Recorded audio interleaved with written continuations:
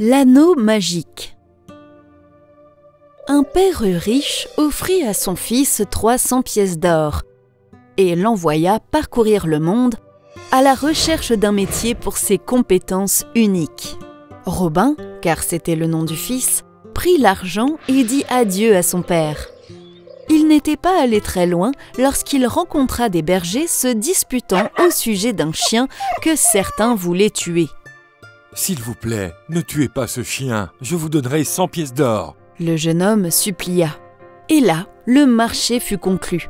Et le jeune homme insensé prit le chien et poursuivit son chemin. Peu de temps après, il rencontra des gens qui se battaient pour un chat. Certains voulaient le tuer, d'autres non. « S'il vous plaît, ne le tuez pas, je vous donnerai 100 pièces d'or. » Bien sûr, ils lui donnèrent aussitôt le chat et prirent l'argent. Il continua jusqu'à ce qu'il atteignit un village où des gens se disputaient à propos d'un serpent qui venait d'être attrapé. Certains d'entre eux voulaient le tuer, mais d'autres non. « S'il vous plaît, ne tuez pas le serpent, je vous donnerai 100 pièces d'or. » Bien sûr, les gens étaient d'accord et ils étaient ravis. En devenant le nouveau et fier propriétaire d'un serpent, d'un chien et d'un chat, Robin retourna chez lui. « Imbécile, espèce de vaurien !» hurla son père lorsqu'il apprit comment son fils avait gaspillé tout l'argent qui lui avait été donné. « Va vivre dans les écuries et repens-toi de ta folie. Tu n'entreras plus jamais dans ma maison. » Le jeune homme alla donc vivre dans les écuries. Ses compagnons étaient le chien, le chat et le serpent. Ces créatures l'aimaient beaucoup. Un jour, le serpent, en cours de conversation, dit à son maître: « Je suis le fils du roi Basilic. Un jour, quand je suis sorti de terre pour prendre l'air, des gens m'ont saisi et m'auraient tué si tu n'étais pas venu à mon secours de la meilleure façon possible. Comme mon père serait heureux de voir son fils sauvé. Où habite-t-il? J'aimerais le voir si possible. » « Bien dit.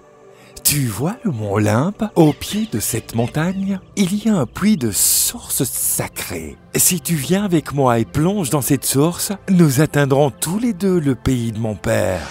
Oh, il voudra te récompenser aussi. Mais s'il te demande ce que tu veux, tu répondras « l'anneau à votre droite et le fameux pot et la cuillère que vous possédez. Avec ceci en ta possession, tu n'auras jamais besoin de quoi que ce soit. Car la bague est magique. Tu dois lui parler. Et immédiatement, une belle demeure meublée te sera fournie. Et le pot et la cuillère te fourniront toutes sortes de plats les plus rares et les plus délicieux. » Accompagné de ses 3 compagnons, l'homme se rendit au puits et se prépara à y plonger selon les instructions du serpent. Il ordonna à son chien et à son chat de rester derrière et de protéger l'entrée. Le jeune homme et le serpent atteignirent leur destination en toute sécurité et leur arrivée fut communiquée au roi Basilisque. Alors, le roi vint embrasser son fils et saluant l'étranger, il l'accueillit dans ses domaines.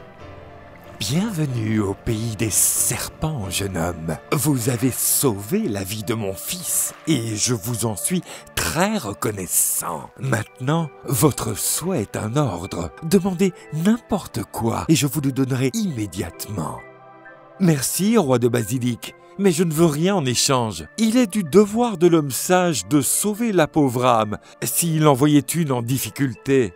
Vous n'êtes pas seulement gentil, mais aussi gentleman. Je vous demande de rester ici quelques jours. » Le jeune homme y séjourna quelques jours, pendant lesquels il reçut l'anneau droit du roi ainsi que le pot et la cuillère, en reconnaissance de la gratitude de sa grandeur envers lui pour avoir sauvé son fils. Il est ensuite retourné chez lui. En atteignant le sommet de la source, il retrouva ses amis le chien et le chat qui l'attendaient. Ensuite, ils marchèrent ensemble jusqu'au bord de la rivière où il décida d'essayer les pouvoirs de l'anneau enchanté, du pot et de la cuillère. Le fils du marchand s'adressa à la bague et aussitôt, une belle maison et une belle princesse aux cheveux blonds apparurent. Il se maria bientôt avec la princesse. Tous ensemble, ils fondèrent leur propre royaume où les habitants n'avaient jamais faim grâce à la cuillère et la casserole magique. À maintes reprises, il utilisa son anneau magique et aida les autres dans son royaume. Et ils vécurent très heureux pour toujours. Avec seulement 300 pièces d'or qu'il dépense pour sauver la vie de son ami, il obtient des tonnes de bonheur et de richesse en retour. Les enfants, la morale de l'histoire, c'est que les bonnes actions récompensent toujours généreusement. La fin.